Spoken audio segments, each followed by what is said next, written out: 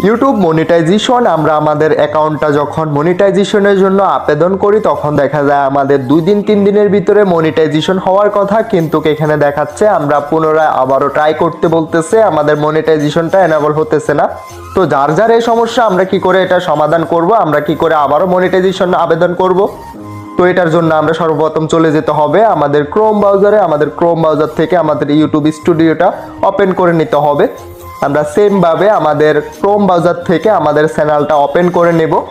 পরবর্তীতে আমরা দ্বিতীয়বারের জন্য আপিল করব আমাদের, যাতে করে আমাদের অ্যাকাউন্টটাতে মনিটাইজেশন এনাবল করে দেয়। তো এটার জন্য আমরা ক্রোম ব্রাউজারে আমাদের চ্যানেলটা ওপেন করে নিতে হবে। তো আমি এটা ওপেন করে নিলাম, এখানে পেজটা আমি ক্লোজ করে দিলাম। তো এখান থেকে আমরা চলে যেতে হবে মনিটাইজেশন অপশনে। এখান থেকে আমরা মনিটাইজেশন অপশন পেয়ে যাব, এর পাশে আছে মনিটাইজেশনে চলে আসবো আমরা। তো মনিটাইজেশন অপশনে